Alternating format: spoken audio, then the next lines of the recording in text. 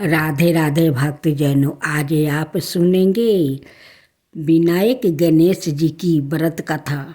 गणेश जी विघ्न विनायक अवरे शीघ्र प्रसन्न होने वाले देवता है।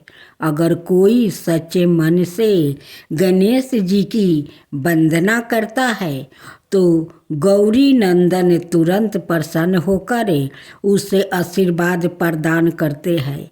वैसे भी गणेश जी जिस स्थान पर निवास करते हैं उनकी दोनों पत्नियां रिद्धि और सिद्धि भी उनके साथ रहती है। उनके दोनों पुत्र शुभ और लभ्य का आगमन भी गणेश जी के साथ ही होता है। कभी कभी तो भक्त भगवान को असमंस में डाल देते हैं। पूजा पाठ और भक्ति का जो वरदान मांगते हैं वो निराला होता है। काफ़ी समय पहले की बात है। एक गांव में एक अंधी बुढ़िया माई रहती थी। वो गणेश जी की परम भक्त थी। आँखों से भले ही दिखाई नहीं देता, परंतु वो सुबह शाम गणेश जी की बंदगी में मगन रहती थी। नित गणेश जी की प्रतिमा के आगे बैठकर उनकी स्तुति करती है, भजन गाती है, वो समाधि में लीन रहती है। गणेश जी बुढ़िया माई की भक्ति से बड़े प्रसन्न हुए। उन्होंने सोचा यह बुढ़िया माई नित हमारा स्मरण करती है, परंतु बदले में कभी कुछ नहीं मांगती है। भक्ति का फल तो उसे मिलना ही चाहिए। ऐसा सोचकर गणेश जी एक दिन बुढ़िया माई के सम्मुख प्रकट हुए और बोले, माई तुम हमारी सच्ची भक्त हो। जिस श्रद्धा और विश्वास से हमारा स्मरण करती हो हम उससे प्रसन्न है। अत तुम जो वरदान चाहो हमसे मांग सकती हो। बुढ़िया माई बोली, प्रभु मैं तो आपकी भक्ति प्रेम भाव से करती हूँ, मांगने का तो मैंने कभी सोचा ही नहीं। अत मुझे कुछ नहीं चाहिए। गणेश जी पुनः बोले, हम वरदान देने के लिए आए हैं। बुढ़िया माई बोली, हे सर्वेश्वर मुझे मांगना तो नहीं आता। अगर आप कहे तो मैं काल मांग लूँ। तब तक मैं अपने बेटे और बहू से भी सलाह मशवरा कर लूँगी। गणेश जी कल आने का वादा करके वापस लौट गया। बुढ़िया माई ने सारी बात उन्हें बताकर सलाह मांगी। बेटा बोला, माँ तू गणेश जी से ढेर सारा पैसा मांग लो, हमारी गरीब दूर हो जाएगी, सब सुख चैन से रहेंगे। बुढ़िया माई की बहू बोली, नहीं आप एक सुंदर पोता का वरदान मांग लो। वंश को आगे बढ़ाने वाली भी तो चाहिए। बुढ़िया माई बेटे और बहू की बातें सुनकर असमंस में पड़ गई।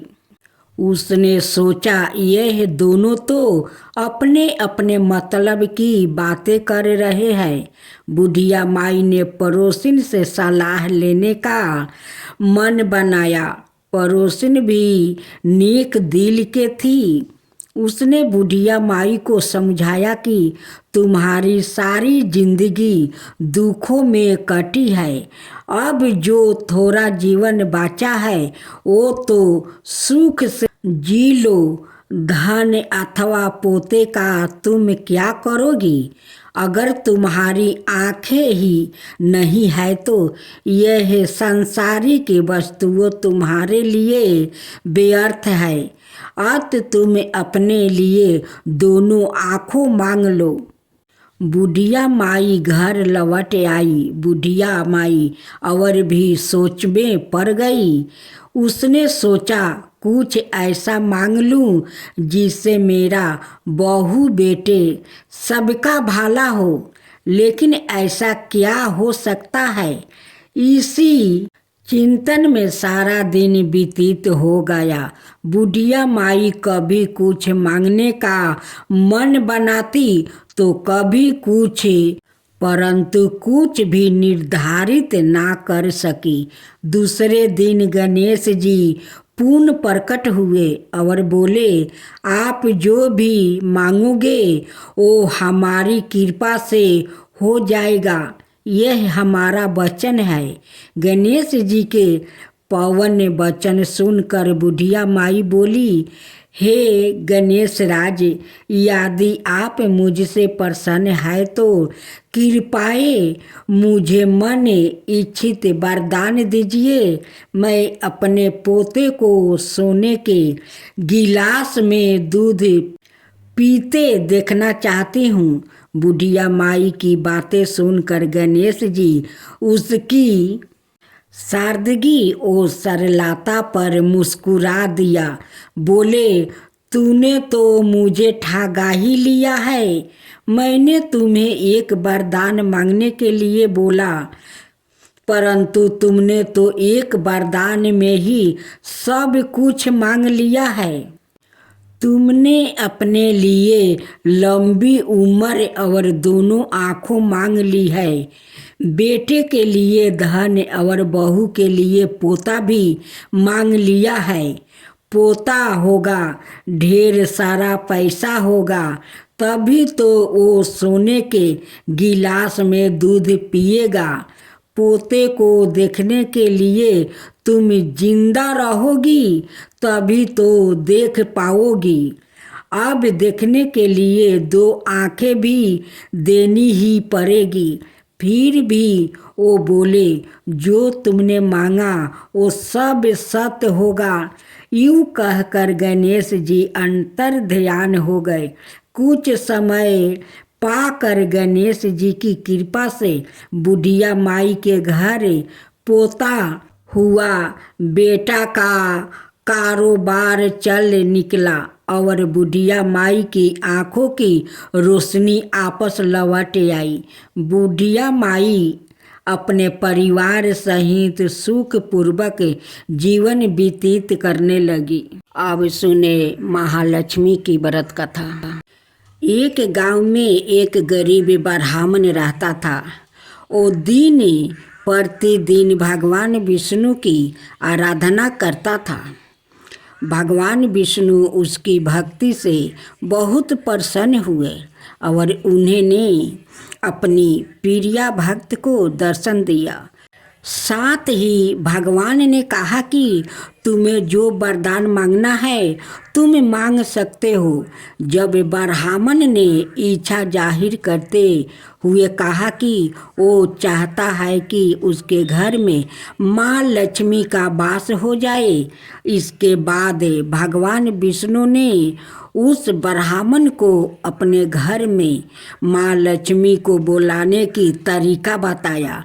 भगवान विष्णु ने बताया कि तुम्हारे घर से कुछ ही दूर पर जो मंदिर है वहाँ एक स्त्री आती है और वहाँ आकर वो उपले थापती है, तो तुम्हें उसे अपना घर आने का आमंत्रित देना होगा।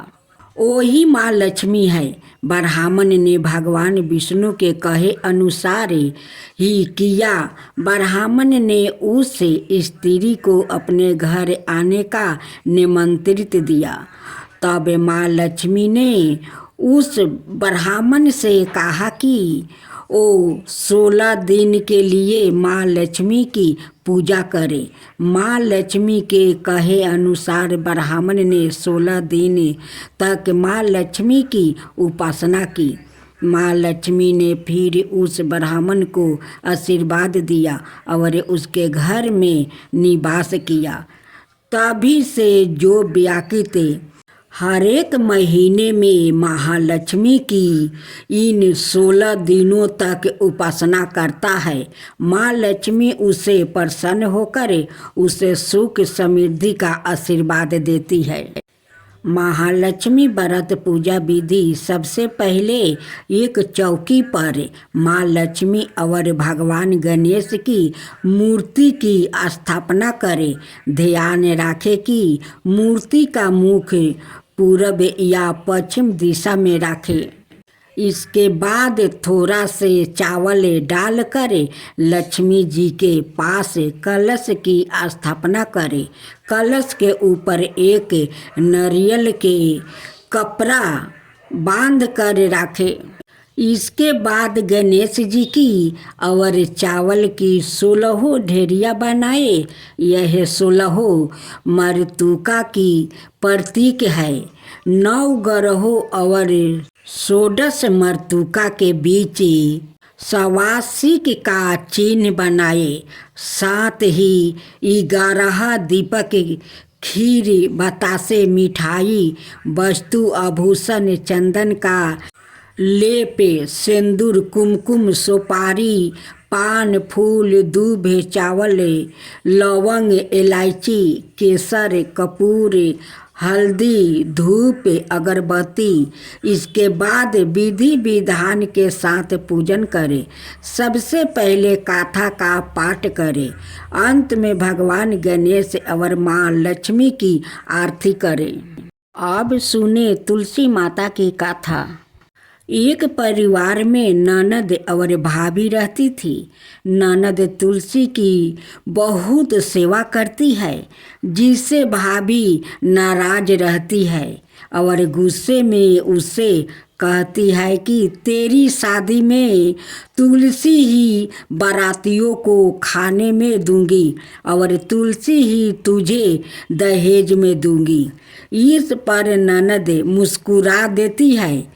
निश्चित समय पर ननद का विवाह हुआ और बारात घर पर आई तो भाभी ने बारातियों के सामने तुलसी का एक गमला फोड़ दिया और ननद के गले में मंजीरी की माला डाल दी।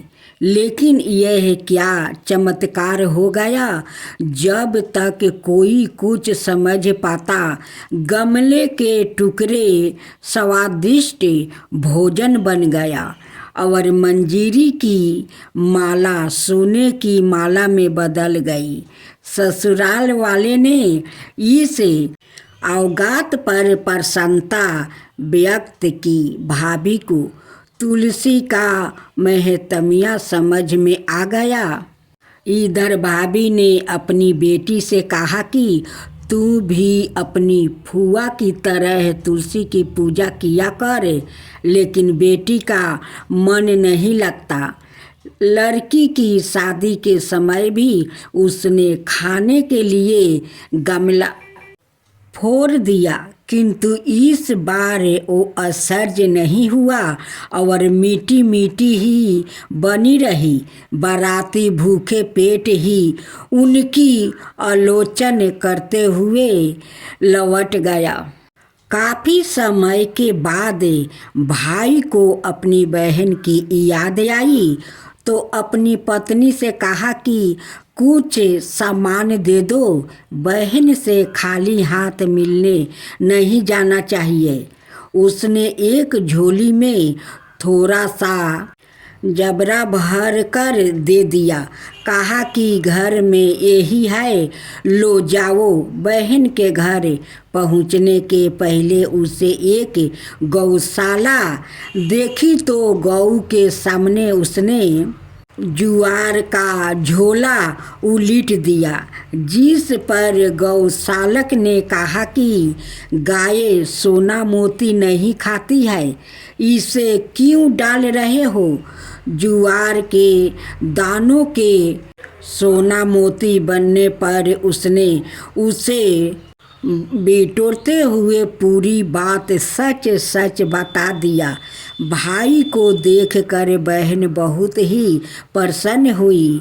वापसी में यह बात उसने अपनी पत्नी को बताई तो वो भी तुलसी की पूजा करने लगी। राधे राधे भक्तजनों, अब आप सुनेंगे भगवान विष्णु की कथा। एक बार भगवान विष्णु गरुड़ जी पर सवार होकर कैलाश पर्वत पर जा रहे थे। रास्ते में गरुड़ जी ने देखा कि एक ही दरवाजे पर दो बाराती ठहरी थी। मामला उनके समझ में नहीं आया। फिर क्या था, पूछ बैठे प्रभु को। गरुड़ जी बोले, प्रभु यह कैसी अनोखी बातें हैं कि विवाह के लिए कन्या एक और दो बाराती आई है। मेरी तो समझ में कुछ नहीं आ रहा है। प्रभु बोले, हाँ, एक ही कन्या से विवाह के लिए दो अलग अलग जगह से बाराती आई है। एक बारात पिता द्वार पसंद किए गए लड़के की है और दूसरी माता द्वार पसंद किए गए लड़के की है। यह सुनकर गरुड़ जी बोले, आखिर विवाह किसके साथ होगा? प्रभु बोले, जिसे माता ने पसंद किया है और बुलाया है उसी के साथ कन्या का विवाह होगा, क्योंकि कन्या का भाग्य किसी और के साथ जोड़ा हुआ है। भगवान की बातें सुनकर गरुड़ जी चुप हो गए और भगवान को वैकुंठ पर पहुँचा कर कतूहल बस पुण्य उसी जगह आ गया जहाँ दोनों बाराती ठहरी हुई थी। गरुड़ जी ने मन में विचार किया कि यदि मैं माता के बुलाए गए वर को यहाँ से हटा दूँ तो कैसे विवाह संपन्न होगा? फिर क्या था, उन्होंने भाग्य विधान को देखने की जिज्ञासा के लिए तुरंत ही उस वर को उठाया और ले जाकर समुंदर के एक टापू पर रख दिया। ऐसा कर गरुड़ जी थोड़ी देर के लिए ठहरे भी नहीं थे कि उनके मन में अचानक विचार दौड़ा कि मैं तो इस लड़के को यहाँ उठा लाया हूँ, पर यहाँ तो खाने पीने की कोई व्यवस्था नहीं है। ऐसे में इस निर्जन टापू पर तो यह भूख ही मर जाएगा और वहाँ सारी बारातें मज़े से 56 भोग का आनंद लेगी। यह कतई उचित नहीं है। इसका पाप अवश्य ही मुझे लगेगा। मुझे इसके लिए भी खाने का कुछ इंतजाम तो करना ही चाहिए। यदि विधि का विधान देखना है तो थोड़ा परिश्रम तो मुझे करना ही पड़ेगा। और ऐसा विचार कर वो वापस उसी स्थान पर फिर से आ गया। इधर कन्या के घर पर स्थिति यह थी कि वर के लापता हो जाने से कन्या की माता को बड़ी निराश हो रही थी, परंतु अब भी वो अपने हद पर अड़ी थी और कन्या को एक भारी टोकरी में बैठाकर ऊपर से फल फूल मेवा मिष्टन आदि सजा कर रख दिया, जिससे कि भोजन समग्रही ले जाने के नियमित वर पक्ष से लोग आए थे। माता द्वार उसी टोकरी में कन्या को छिपा कर भेजने के पीछे उसकी यह मानसा थी कि वर पक्ष के लोग कन्या को अपने घर ले जाकर वर को खोज कर उन दोनों का विवाह करवा देंगे। माता ने अपना यह भाव किसी तरह होने वाले समाधि को सूचित भी कर दिया। अब संयोग की बात देखिए। आंगन में रखी उसी टोकरी को जिसे कन्या की माता ने विविध फल मेवा मिष्टानादि से भर कर कन्या को छिपाया था, गरुड़ ने उसे भारा देखकर उठाया और ले उड़े। उस टोकरी को ले जाकर गरुड़ जी ने उसी निर्जन टप्पू पर, जहाँ पहले से ही वर को उठा ले जाकर उन्होंने रखा था, वर के सामने रख दिया। इधर भूख के मारे व्याकुल हो रहे वर ने जयो ही अपने सामने भोजिया समग्रही से भरी टोकरी को देखा तो उसने टोकरी से जैसे ही खाने के लिए फल आदि निकालना शुरू किया तो देखा कि उसमें 16 श्रृंगार किए ओ वधू बैठी है जिससे कि उसका विवाह होना था। गरुड़ जी यह सब देखकर तंग रह गए। उन्होंने निश्चय हो गया कि हरि इच्छा बलवान राम किन्हे चाहे सोई होई, करो नाथ आस नहीं कोई। फिर तो शुभ मुहूर्त विचार कर सवाए गरुड़ जी ने ही पुरोहित का कर्तव्य निभाया। वेद मंत्रों से विधि पूर्वक विवाह करवा कर संपन्न करवा कर वर वधू को आशीर्वाद दिया और उन्हें पुण्य उनके घर पहुंचाया। तत्पश्चात प्रभु के पास आकर सारा वृत्तांत निवेदन किया और प्रभु पर अधिकार समझे संझलाकर बोले, प्रभु आपने अच्छी लीला की, सारे विवाह के कार्य हमसे करवा दिया। अब भगवान गरुड़ जी की बातों को सुनकर मंद ही मंद मुस्कुरा रहे थे। अब सुने विष्णु भगवान की कथा। शरणागति नारायण मिल जाएंगे। एक गांव में एक महापुरुष रहता था।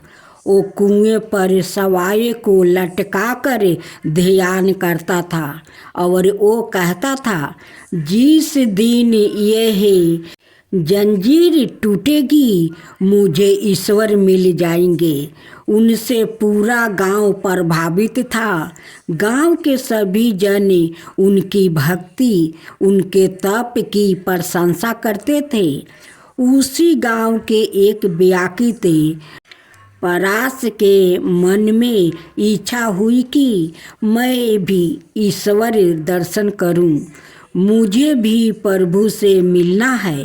परास कुएं पर रस्सी से पैर को बांधकर कुएं में लटक गया और कृष्णा जी का ध्यान करने लगा। जब वो रस्सी टूटी उसे कृष्णा भगवान ने अपनी गोद में उठा लिया और दर्शन भी दिया।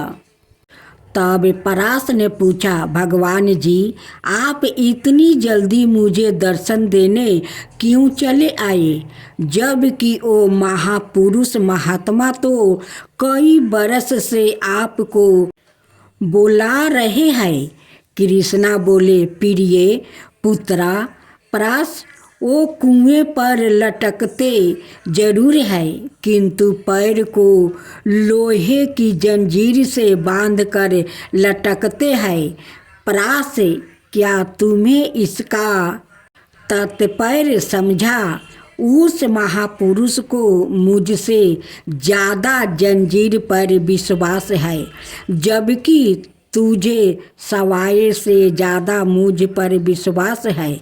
दोनों की श्रद्धा में आकाश भूमि जैसा फर्क है, इसलिए मैं तुम्हें शीघ्र मिलने आ गया। भगवान का सानिध्य प्राप्ति होने से परास का रोम रोम पुलकित हो गया, धन्य हो गया। उसकी अंदरूनी श्रद्धा साहस गुना वृद्धि गीत हो गई, वो नतमस्तक हो गया। ऐसे कोई नियम नहीं है कि ईश्वर दर्शन में वर्षों लगाने चाहिए। आपकी शरणागति आपको ईश्वर के दर्शन अवश्य कराएगी और शीघ्र ही कराएगी। आपको इस परास की तरह सवाए की आस्था और श्रद्धा में सत्य रखना पड़ेगा, जो स्वच्छ शुद्ध अंतर आत्मा स्वभाव युक्त हो, अर्थात पवित्र अंतकरण युक्त हो। उसके एक आहन पर ईश्वर आएंगे।